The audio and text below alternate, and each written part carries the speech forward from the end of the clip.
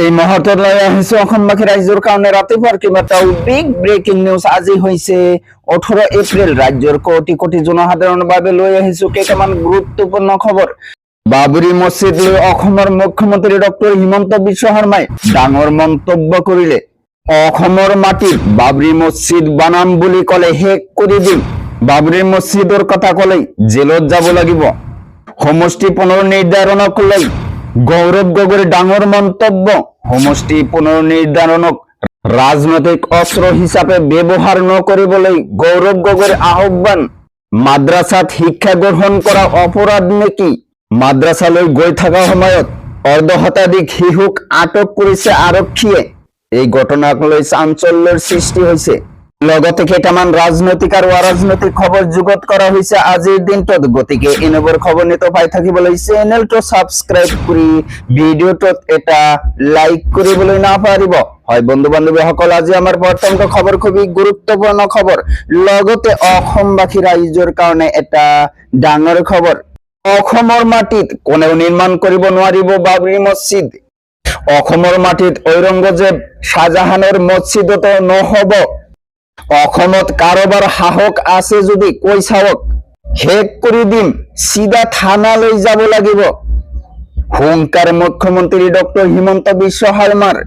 হুমায়ুন কবিৰে মমতাৰ আশীৰ্বাদত পশ্চিমবংগত বাবৰি মছজিদ বনাইছে। মমতা বেনাৰ্জীৰ কোলাত বহি খেলি আছে।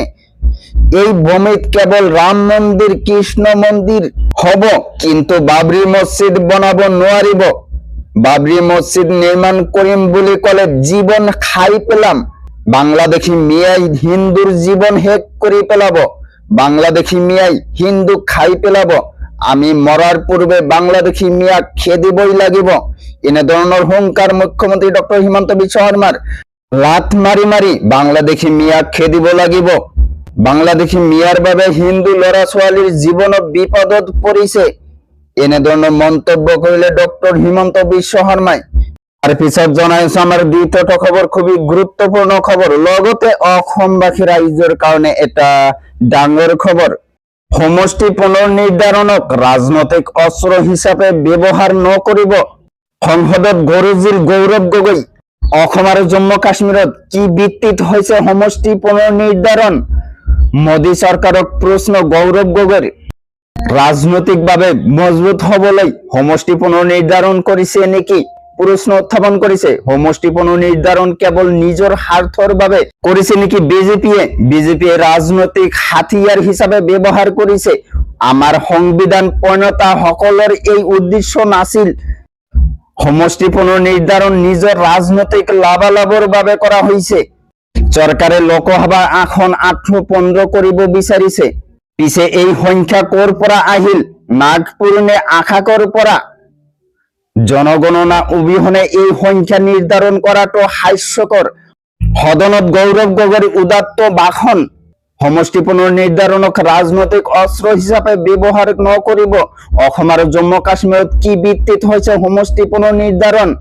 তাৰ পিছত জনাইছো আমাৰ পৰৱৰ্তীটো খবৰ, খুবেই গুৰুত্বপূৰ্ণ খবৰ। লগতে অসমবাসী ৰাইজৰ কাৰণে এটা ডাঙৰ খবৰ। মাদ্ৰাছাৰ শিশুক শিক্ষা গ্ৰহণত বাধা আৰক্ষীৰ। মাদ্ৰাছালৈ যোৱাৰ পথে অৰ্ধশতাধিক শিশুক আটক। ৰেলৱে ষ্টেচনতে মাদ্ৰাছালৈ যোৱা 59 শিশুক বাধা। স্ব ইচ্ছাৰে মাদ্ৰাছালৈ যাব বিচৰা শিশুক আটক কৰাৰ অভিযোগ। বৈধ নথি থকাৰ পাছতো শিশুক আটক কৰালৈ চাঞ্চল্য। বিহাৰৰ পৰা উৰিষ্যাৰ মাদ্ৰাছালৈ গৈছিল 59 জন শিশু। ৰেলৱে আৰক্ষীৰ দাবী 59টা শিশুক উদ্ধাৰহে কৰা হৈছে। তালিম গ্ৰহণৰ বাবে মাদ্ৰাছা যাব বিচাৰিছিল শিশু। কটক ৰেলৱে ষ্টেচনৰ পৰাই 59 শিশুক কৰা হৈছে আটক। মাদ্ৰাছাৰ শিশুক শিক্ষা গ্ৰহণত বাধা আৰক্ষীৰ। তো বন্ধুসকলে এইখিনি দিব লগা আছিল আজিৰ ইনফৰমেশ্যন। ভিডিঅ'টো ভাল লাগিলে চেনেলটো সাবস্ক্ৰাইব কৰিবলৈ নাপাহৰিব। Thank you for watching my full ভিডিঅ'।